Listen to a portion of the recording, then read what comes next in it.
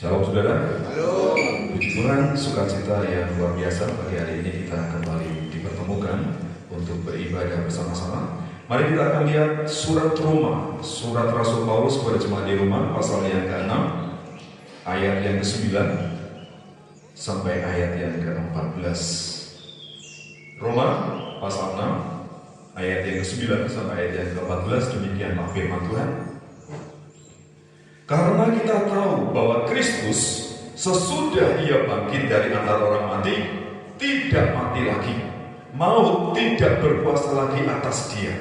Sebab kematiannya adalah kematian terhadap dosa satu kali untuk selama-lamanya, dan kehidupannya adalah kehidupan bagi Allah.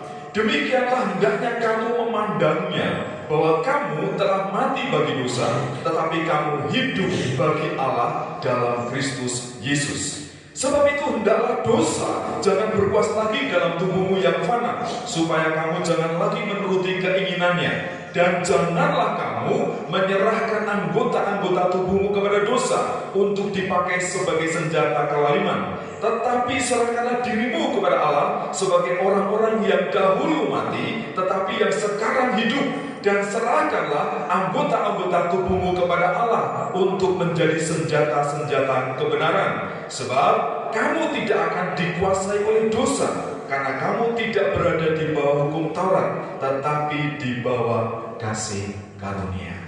Amin. Bapak Ibu saudara sekalian yang terkasih dalam Tuhan, kembali gereja Tuhan, orang-orang percaya di muka bumi hari ini memperingati kebangkitan Tuhan Yesus Kristus. Dan kita akan merenungkan makna kebangkitan Tuhan Yesus Kristus bagi orang percaya itu apa? Maknanya itu apa? Roma tadi jelas Paulus menuliskan bahwa kita orang yang telah ditebus oleh Tuhan Yesus Kristus, yang pertama, kita mati bagi dosa. Jadi kita telah diampuni, makanya kita perlu dibaptis. Karena saudara, kita sudah membaca tadi ayat firman Tuhan yang menyatakan, mari kita akan kembali mengulang di dalam ayatnya yang ke-11. Demikianlah hendaknya kamu memandangnya, bahwa kamu telah mati bagi apa saudara? Bagi dosa. Ayat yang ke-11 kalau kita merenungkan kembali, bahwa kita ini melalui baptisan, makanya sakramen baptis bagi orang Kristen, bagi orang percaya yang sudah dewasa di dalam iman, itu penting sekali. Itu melambangkan kematian bersama dengan Kristus, dan juga ketika kita keluar dari air, kita juga bangkit bersama dengan Kristus.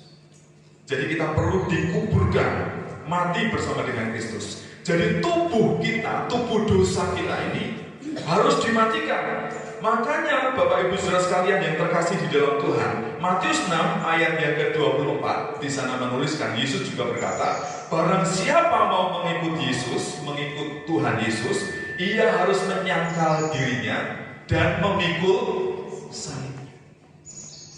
Jadi Yesus mati di atas kayu salib.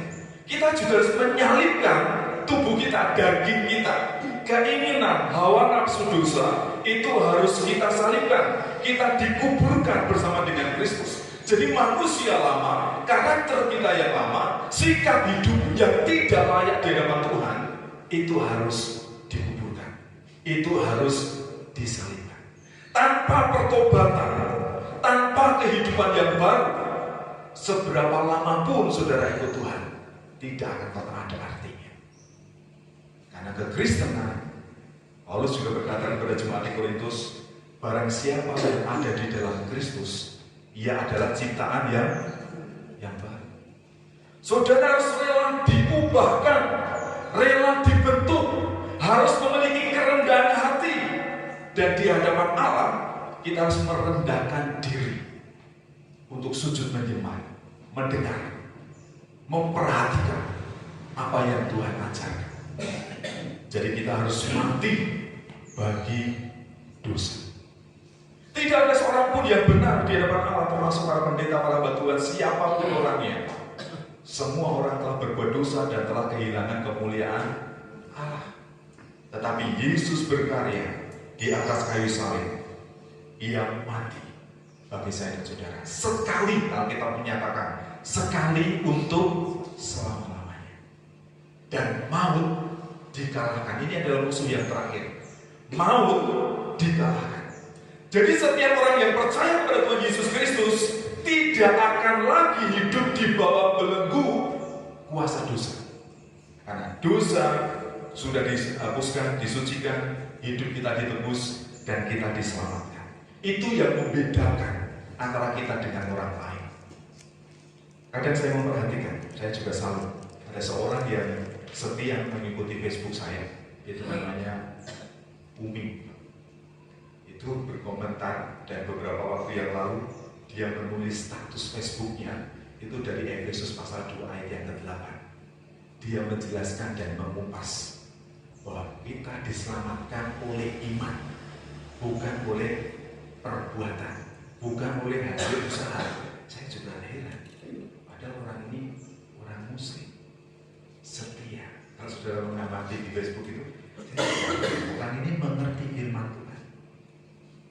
Bapak Ibu saudara sekalian yang terkasih dalam Tuhan, kalau orang lain saja bisa mengerti firman Tuhan, bisa mencerna firman Tuhan, terlebih kita anak-anak Tuhan, kita juga harus berusaha untuk menggali, mencari, memahami. Karena kalau saudara tidak menggali, saudara tidak akan menemukan. Kalau saudara tidak menemukan, saudara tidak akan memahami. Kalau saudara tidak memahami kebenaran firman Tuhan, tentu saudara tidak akan pernah bisa melakukan firman Tuhan. Jadi ada prosesnya. Saudara harus belajar, saudara harus membaca firman Tuhan. Berapa kali saya sampaikan kepada saudara, kita ini kalah dengan orang lain. Orang lain bangga, apalagi di bulan suci Ramadan ini. Wah, mereka berlomba-lomba untuk mengaji, membaca kitab suci ini. Saya mau bertanya, berapa banyak di antara saudara yang sudah khatam Alkitab? Membaca dari Kejadian sampai Wahyu. Berapa banyak yang khatam? Coba, angkat tangan. Saya sendiri. Saudara harus membaca. Bukankah kitab kita ini sudah bisa kita mengerti? Kita baca dalam bahasa yang kita pahami. Bahasa Indonesia. Saudara mau baca 1 pasal, 2 pasal, 3 pasal. Seringkali saya bertanya, berapa menit, berapa jam saudara membuka HP, kemudian membuka Facebook, membuat status, Instagram, Twitter, dan berapa banyak saudara punya waktu untuk membaca Alkitab. Coba saudara renungkan. Kita harus mati terhadap dosa. Kita tidak boleh menuruti lagi hawa nafsu keinginan kita. Memang kita masih perlu dengan uang. Kita butuh fasilitas di dunia ini. Tapi itu bukan tujuan utama kita. Tapi bukan obsesi kita. Bapak Ibu saudara sekalian, kalau kita tidak berhati-hati, siapapun bisa menjadi hamba uang. Bukan hanya orang-orang biasa, tetapi para hamba Tuhan juga bisa menjadi hamba uang, terjebak dalam keinginan terhadap harta dunia.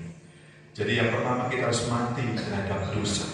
Kemudian yang kedua, hidup bagi Tuhan.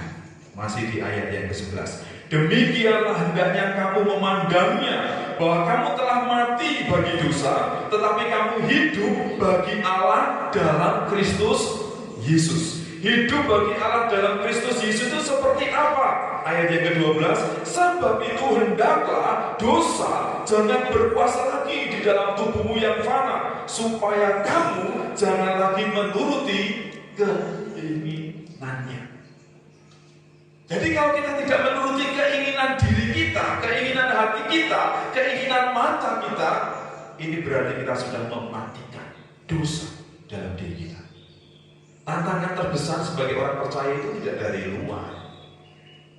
Kalau beberapa waktu yang lalu gereja disegel di Purwakarta, di tempat lain gereja dibakar, gereja ditutup, tidak ada izin. Kira-kira orang Kristen semakin kuat atau semakin lemah? Saya yakin semakin kuat. Mereka semakin sungguh-sungguh di dalam Tuhan, semakin bersatu hati. Tetapi kalau gereja aman-aman saja seperti saudara dan saya, seperti kita di tempat ini, Kira-kira bagaimana? Tantangannya bagaimana? Datang dari kita sendiri. Kita nggak cocok dengan satu dengan yang lainnya, nggak cocok dengan pemain musik, nggak cocok dengan worship leader, nggak cocok dengan pengurus jemaat, dan pasti nggak cocok dengan pendeta. Tapi saudara tahu GPI, saudara nggak bisa ganti pendeta. Kalau organisasi yang lain nggak senang dengan pendetanya, pendeta bisa diganti. Tapi maksud saya, kita bisa nggak cocok dengan siapa saja. Nah sekarang perlu kita renungkan, motivasi ketika kita datang kepada Tuhan itu untuk apa? Banyak orang kelihatannya melayani Tuhan, banyak orang kelihatannya datang ke gereja ingin mempermuliakan nama Tuhan, namun kenyataannya mereka mencari kepuasan bagi diri sendiri. Wah, saya nggak puas di gereja tertentu. Saya lebih senang di gereja lain, gereja lebih gede. Mungkin saudara bisa membanding-bandingkan dan itu tidak salah. Kalau melihat membandingkan kemudian memotivasi kita untuk maju itu baik. Tapi kalau membanding-bandingkan kemudian saudara merendahkan gereja saudara, merendahkan kandang saudara, itu tidak membangun. Ada satu gereja di Beruk sana, di Kabupaten Karanganyar. Saya kenal baik dengan pendetanya, dulu perintisnya juga saya tahu, itu guru sekolah minggu saya. Ada GBIS Beruk di pucuk gunung sana, di Tawangmangu. Dulu ada Bu Win dan generasi dari Tawangmangu yang sudah senior-senior. Kalau dari Kalisoro ke Beruk itu harus jalan kaki. Gereja itu saat ini berhasil, sukses. Walaupun jemaatnya generasi muda yang potensial, yang produktif, mereka merantau ke Jakarta semua. Sebagian besar jemaat merantau ke Jakarta. Tapi gereja ini kenapa bisa membangun gereja yang besar? Fasilitas yang luar biasa, walaupun di pucuk gunung, walaupun jemaat yang tinggal, itu tinggal orang sepuh-sepuh, orang tua-tua. Karena orang muda semua perantauan semua. Kenapa bisa seperti itu? Karena mereka sadar jemaat-jemaat ini punya loyalitas. Mereka di Jakarta, mereka merantau di Jakarta, tapi semua persembahan, perpuluhan, persembahan ucapan syukur semua kembali ke gereja lokal. Itu yang membuat gereja bisa berkembang, gereja bisa eksis. Dan di gereja kita ada salah satu orang anak Tuhan yang juga sama. 3 tahun ini loyal dengan gereja kita, memberikan perpuluhan, memberikan persembahan, walaupun tinggal di luar kota. Jadi saudara nggak perlu membandingkan, wah gereja sana, gereja luar biasa, gereja hebat. Semua orang, semua gereja punya kapasitasnya masing-masing. Ketika kemarin saya ikut SMD, ini ketua sinode kita tahu siapa namanya, beliau bagaimana, luar biasa. Di Bandung Timur itu sama dengan Cilegon, gereja tidak boleh, tidak ada izin. Tapi karena kemurahan Tuhan, Bapak Ketua Sinode kita ini bisa membeli tanah senilai lebih dari 20 miliar. Kemudian bisa hanya membangun pondasinya saja, itu biayanya 17 miliar. Belum bangunan semuanya belum. Dan mujizat Tuhan itu luar biasa sesuai dengan kapasitasnya. Sekali waktu beliau bercerita, ada jemaat, ada anak Tuhan, Pak saya mau bantu untuk gereja, tapi bukan uang, barang, tidak ada apa-apa. Persembahan apapun untuk Tuhan itu diterima dengan baik. Pikirnya itu bantuan semen, bantuan besi atau pasir untuk bangun. Ini saya bantu barang, apa saudara? 13 kilogram emas batangan. Dan itu mencukupi untuk kebutuhan pondasi yang lebih dari 17 miliar. Ya saya percaya sesuai dengan kapasitasnya. Ketika saya melayani di Malaysia, kapasitas saya kecil, kebutuhan saya kecil. Kami nggak punya motor, kami pengen motor, nggak bisa beli. Saya berdoa, Tuhan bisa kasih sepeda motor baru. Karena kapasitasnya kecil. Dan saya bersyukur. Kita perlu mensyukuri kapasitas kita masing-masing, kepercayaan yang Tuhan berikan kepada kita. Tidak perlu meri dengan gereja lain. Tidak perlu membanding-bandingkan. Ya. Ada nyanyian, wong-wong ini kok dibanding-banding. Kalau saudara membandingkan gereja lokal, gereja kita dengan gereja lain lebih maju, kemudian kita mengevaluasi bagaimana gereja kita bisa berkembang. Pekerjaan saya nggak bisa mengembangkan gereja. Khotbah saya yang baik, khotbah Pak Isa yang baik, nggak bisa mengubah gereja. Yang mengubah itu hanya kuasa Roh Kudus. Yang mengubah itu hanya kuasa Tuhan. Walaupun saya berlutut di tempat ini, kalau Tuhan tidak berkenan untuk mengubahkan gereja kita, untuk merestorasi, untuk merevival gereja kita, itu tidak akan pernah terjadi. Makanya setiap orang percaya, setiap jemaat GBI Tambaboyo harus berlutut di hadapan Tuhan. Amin. Hanya doa yang bisa mengubah, yang bisa menggerakkan, yang bisa membangun gereja kita. Kalau saudara diajak berdoa susah, diajak bersekutu susah, saya percaya gereja kita tidak akan pernah maju. Pekerjaan Tuhan tidak akan pernah maju. Itu dimulai dari diri kita masing-masing. Makanya saudara tidak usah komen, tidak usah ngomong begitu, tidak usah. Banyaklah berdoa, bertanya kepada Tuhan. Tuhan, apa yang mau saya kerjakan untuk gereja ini? Terima kasih saudara sudah datang lebih awal. Saya perhatikan jam 6:30 sudah mulai datang. Jam 7:15 sudah kita mulai ibadah. Saya percaya ini proses awal supaya kita lebih bersungguh-sungguh di dalam Tuhan. Beberapa bulan yang silam ada banyak orang dikirim ke tempat ini, tapi saya sadar bahwa itu tamu. Mereka bukan jemaat karena mereka tidak tinggal tetap di Ambarawa. Itu berhubungan dengan pekerjaan, berhubungan dengan bisnis. Dan saya mendengar banyak usaha yang banyak kesulitan hari-hari ini. Mungkin mulai ada benarnya ketika pemerintah 2022 memprediksi 2023 tidak mudah. Tapi kita tetap percaya Tuhan pasti akan campur tangan. Tuhan pasti akan memberkati. Jadi hiduplah untuk Tuhan. Perhatikan baik-baik. Hidup untuk Tuhan itu seperti apa? Ayat 13.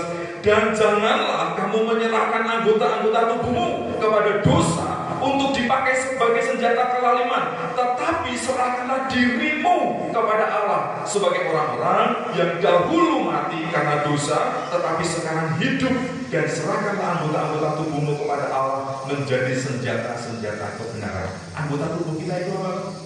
Mata, telinga, tangan, mulut. Nah, ini yang paling susah. Lidah adalah apa, saudara yang lulus ngomong? Lidah itu adalah kaki. Masih muda mengendalikan kuda, ya loh. Kuda yang liar itu kalau ada pengendali di mulutnya bisa. Tapi manusia, saya dan saudara, menjogo cangkem ini. Ya loh, wadah kita ini sampai susah ya loh. Cangkem ini. Mulutnya itu ngember kemana-mana. Jadi tapi sudah tidak usah khawatir. Kalau kita dielek-elek, kita diolok-olok, saudara nggak usah terlalu berpikir saya mau klarifikasi, saya mau meluruskan. Tidak perlu. Karena peribahasa Jawa itu sudah mengatakan becik ketitik olok. Tapi memang butuh waktu. Rasanya kita tidak sabar. Tapi akan ada proses. Firman Tuhan sendiri akan menunjukkan kebenaranmu seperti siang. Tapi itu butuh proses. Tapi percayalah bahwa Tuhan tidak akan pernah tinggal diam untuk memperhatikan saya dan saudara, untuk membela kita. Oleh karena itu serahkanlah tubuhmu sebagai senjata kebenaran, bukan senjata kelaliman, bukan untuk berbuat kejahatan lagi, bukan, tetapi untuk melakukan kebenaran. Dan kita hidup bukan berdasarkan apa yang kita lihat, bukan berdasarkan apa yang kita kerjakan. Ayat 14. Sebab kamu tidak akan dikuasai lagi oleh dosa, karena kamu tidak berada di bawah hukum Taurat, tetapi di bawah kasih karunia. Berarti hidup saya dan saudara itu di bawah kasih karunia, di bawah anugerah. Tetapi kita harus tetap beriman. Saya menasihkan kepada saudara, saya menyampaikan, kadang kita itu harus menjauhi komunitas atau bahkan meninggalkan komunitas. Kalau komunitas itu tidak sehat. Karena perhatikan baik-baik, coba mari kita baca satu ayat, 1 Korintus 15 ayat 33. Kalau ada yang sudah menemukan lebih dahulu, silakan membacakan 1 Korintus 15 ayat 33. Silakan. Salah seorang mau bacakan? Ada? Tidak ada? Kalau ada saya baca demikian. Janganlah kamu sesat. Pergaulan yang buruk merusakkan kebiasaan yang baik. Saya ulang sekali lagi. Janganlah kamu sesat. Pergaulan yang buruk merusakkan kebiasaan yang baik. Sadarlah kembali sebaik-baiknya dan jangan berbuat dosa lagi. Ada di antara kamu yang tidak mengenal Allah. Hal ini kukatakan supaya kamu merasa malu. Jadi perhatikan baik-baik. Ada pergaulan-pergaulan yang tidak baik. Kalau saudara ketemu dengan seseorang, bergaul dengan seseorang, saudara tahu, wah orang ini seperti pasti kita tahu. Jangan karena sungkan, karena pertiwu, kemudian saudara terseret arus, terjebak untuk berbuat dosa.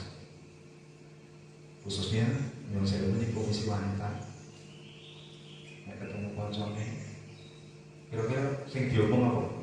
Koncone, apa yang lain? Kebanyakan yang lain. Dan bahkan orang gue koncone bojone dirasani kalau kancane dari kan beliau. Beneran bojoku lho. Nah, sama bojone di lernya ngendi. Ini pergaulan yang tidak baik. Saudara perlu hati-hati. Itu berarti dedermiran, bukan mati. Kalau saudara dari gereja ini, kemudian saudara ke gereja lain, ngelek-elek gereja ini, kode wae mempermalukan diri sendiri. Makanya mari kita jaga. Mari kita jaga. Kita bersyukur untuk gereja ini. Kalau kita bisa seperti ini, semua karena murah dan anugerah Tuhan. Kita tetap menghormati gembala perintis, gembala awal di gereja ini. Kalau bisa sampai seperti ini, wah itu perjuangan yang panjang.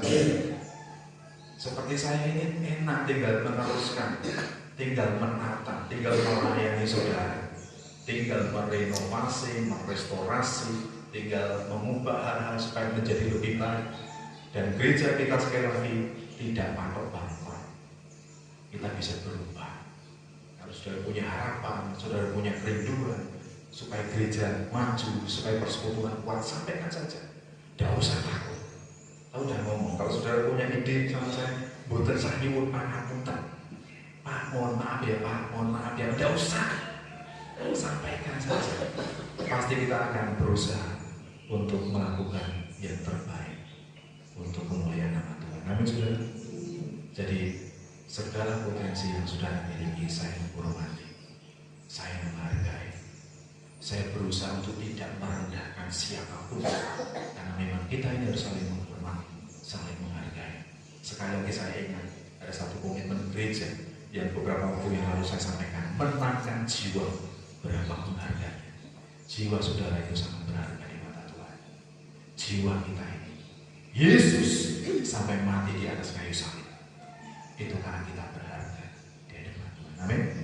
Mari kita tunduk.